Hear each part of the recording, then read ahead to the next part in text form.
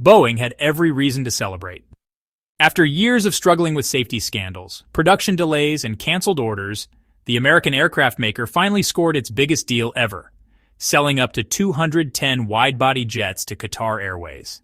For Boeing's executives in Seattle, this was supposed to mark the start of a comeback story, a moment to show the world that Boeing was still a global aviation powerhouse.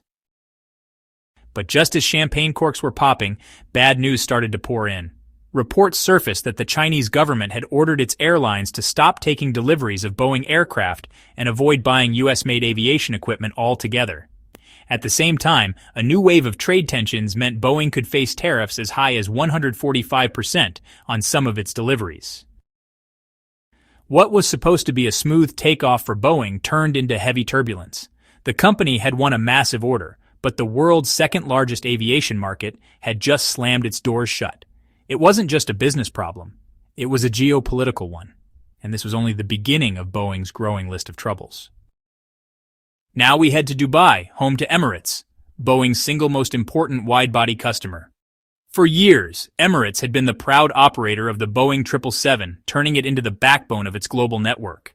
The airline was so loyal to Boeing that many believed its massive order for the new 777X would cement Boeing's dominance for decades. But by late 2023, cracks in that relationship were impossible to ignore. Boeing's repeated delays with the 777X program were testing Emirates' patience. The aircraft, first announced in 2013, had been pushed back again and still wasn't ready for delivery. When the Dubai Air Show opened, everyone expected Emirates to double down on the 777X. Instead, Sheikh Ahmed bin Saeed Al Maktoum took the stage and shocked the aviation world. Emirates was ordering 90 Airbus A350s and nearly 110 additional Airbus aircraft with options. This was a thunderclap moment. Emirates' decision wasn't about nostalgia or brand loyalty. It was about securing reliable aircraft, increasing cargo capacity, and meeting sustainability goals. The airline's cargo division planned to use the A350 to fly with sustainable aviation fuel blends, cutting emissions by 25%. For Boeing, this was more than a lost sale. It was a public signal that its most loyal partner no longer trusted it to deliver on time. And if Emirates, with its deep pockets and global influence, was willing to pivot to Airbus, other carriers would start asking the same question: why should we wait for Boeing? And that question leads us straight into Boeing's biggest challenge, the deep-rooted problems that pushed airlines away in the first place.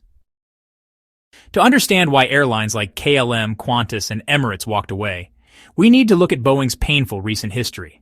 Between 2018 and 2019, two separate crashes involving the 737 MAX, Lion Air Flight 610, and Ethiopian Airlines Flight 302 killed 346 people. Investigations revealed that Boeing had installed a software system called MCS that could push the plane's nose down if it detected a stall. The problem? Pilots weren't fully trained on it, and the system relied on a single faulty sensor. Worse, it came out that Boeing had deliberately left information about MCS out of training manuals to save costs and speed up certification. This triggered a 19-month worldwide grounding of the 737 MAX, the longest in modern aviation history, costing airlines billions and shaking public trust. But Boeing's troubles didn't end there. In 2021, manufacturing defects were discovered on the 787 Dreamliner, halting deliveries for months.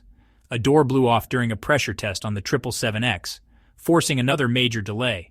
The FAA tightened oversight, refusing to give Boeing fast-track approvals. At the same time, Boeing's corporate culture had shifted. Headquarters moved from Seattle to Chicago, and then Arlington, symbolizing a turn away from engineering roots and toward shareholder-focused decision-making. Money that could have gone into research and development was used for stock buybacks. Morale among engineers dropped and production quality suffered. Airlines noticed. For them, it wasn't just about waiting longer for planes. It was about trust.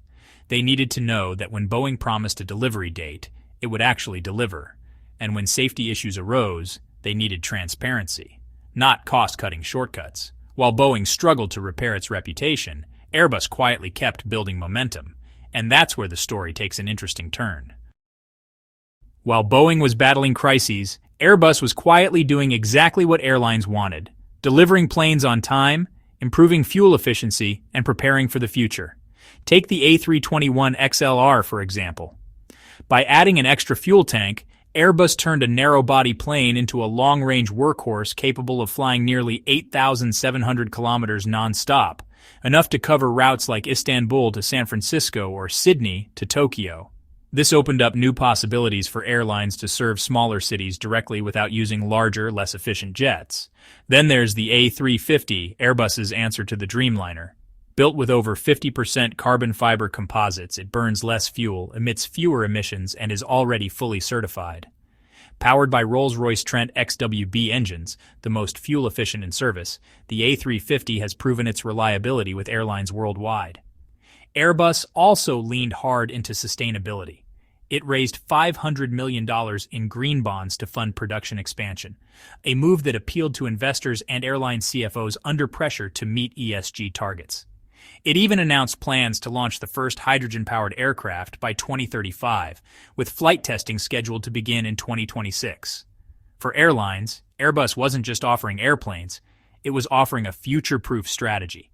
While Boeing struggled with FAA audits and recertifications, Airbus could promise fleet renewal programs that were safer, greener, and delivered on schedule. This combination of reliability, efficiency, and forward-thinking gave Airbus the edge. And by 2024, the numbers made it clear Airbus was not just catching up, it was pulling ahead. By mid-2025, the numbers told the full story. From August 2023 to June 2025, Airbus logged 1,411 net new orders, more than double Boeing's 601. Airbus also delivered 735 planes in 2024 and raised its 2025 target to 840, while Boeing could only manage between 480 and 520. The market gap wasn't just wide, it was growing wider every quarter. What we're seeing isn't just a bad couple of years for Boeing. It's the end of an era. Loyalty, which once defined the airline-manufacturer relationship, no longer guarantees business. Airlines are choosing based on three things: safety, sustainability, and certainty of delivery. If a manufacturer can't tick all three boxes, even a century of partnership won't save the deal. Passengers are changing too. The word MAX still carries baggage, and many travelers now check what model of aircraft they're flying before booking tickets. Airlines are using this shift to their advantage, marketing planes like the A321XLR and A350 as new generation and sustainable, turning fleet choice into a selling point. For Boeing, the path forward isn't just about fixing production lines, it's about rebuilding trust with regulators, airlines, and the flying public. The company has promised cultural reforms, including giving safety engineers direct access to the CEO, but time is running out. If Boeing can't deliver on these promises, it risks becoming a cautionary tale. The giant that built the 707 and 747 but lost its way in the 2020s. The aviation world has entered a new chapter, one where trust outweighs tradition. The question now is whether Boeing can adapt before Airbus locks in a dominant lead for the next generation of air travel. So what do you think? Can Boeing regain its throne, or are we witnessing the rise of a permanent Airbus era? Share your thoughts in the comments. And if you want to stay updated on the future of aviation, make sure to subscribe and turn on notifications.